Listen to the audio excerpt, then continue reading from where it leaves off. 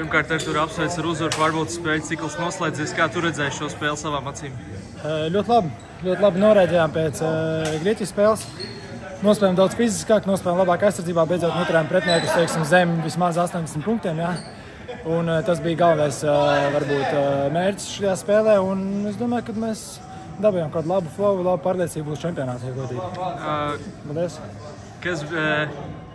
Kas bija tie pielāgojumi aizsardzībā? Man ir idejas, bet es gribu, varbūt, lai tu pastāsti par to. Ja godīgi, nekas jauns īstenībā. Vairāk vienkārši mums bija šī video sesijā. Pakliedz uz mums, varbūt tas bija vairāk kaut kā galvā jāsaņemās, jāsaprot, ko katrs var izdarīt un darīt savu labāko sniegumu laukuma aizsardzībā. Mēs katrs kaut kur varējām pielikt, to arī izdarījām, jo tad, kad katrs spēlētājs kaut mazu solīti pasturas priekš tās mazās detaļas, tas jau būs tas, kas mainīs to spēli beigās. Bet tā tīri tehniski tas bija vairāk vienkārši kaut kādas maiņas aizsardzībā, jo izskatījās, ka šodien mainījāties vairāk nekā iepriekšējās spēlēs. Jā, mēs meklējām vēl projām kaut kādu mūsu, tā teiksim, ideālu aizsardzību. Protams, šodien mēs pielāgojamies, viņam lielie daudz metēji ir viņu slēgt popu un tiešām atkarīgs no spēles. Jā, varbūt cita spēle, kur mēs tik daudz nemainīsimies. Tā kā forši, ka mēs spējām norēģēt uz treneru nostādījumu un izpildījām to, ko viņš mums prasīja. Kā pats jūties šodien? Ļoti daudzpusīgs sniegums, gan punkti, gan bumbas, gan piespēles, arī izcils darbs aizsardzībā. Ar katru spēli varētu teikt, ka jūties arvien labāk?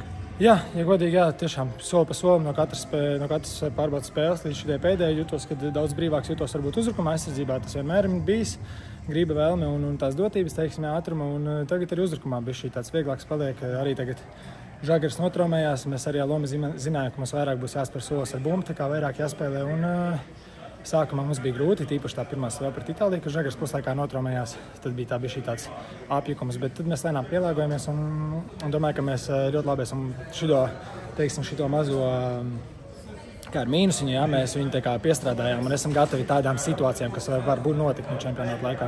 Tagad jau mazāk nekā nedēļa līdz čempim. Cik tavuprāt gatavi mēs esam? Es domāju, ja ne 100, tad 95%. Mēs jau esam tepat, jā. Gan mentāli, gan fiziski, tā kā mums visiem ir vēlme un gribam atpakaļ zeltīt pie saviem faniem. Tas, ka brālis izkrita, kā ar to esat jau domājuši, kā tik galā, jo šodien runāja ar Žanu, viņš teica, ka vēl nav visi apmēram to apjautuši līdz galam.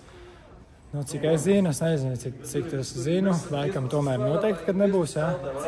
Negribās arī teikt, jo tur visu laiku jau nedēļas garumās laiku, kāds saka, ka būs, kāds saka, ka nebūs, un visu laiku bija kaut kāds sarunas, rodienas arī viņam baigais stress, zin kā pārdzīvojums, tad viņam saka, jāgatavo startiņu pieciniekā, iet par Grieķiju, tad viņš nespēlē tajā pašā dienā. Tā kā baigais jūceklis tāds bija, bet grūtā situācija. Protams, rodienas viena treniņa notrenējās arēnā pirms lidojumu šajien. Es sapratu, cik ļoti viņš bija vajadzīgs komandai. Vienkārši tās dzīvnieks. Tā kā ļoti pietrūks mums tas būs vajadzīgs tā gaļa, bet es domāju, mums jāmāk pielāgoties arī. Super, paldies.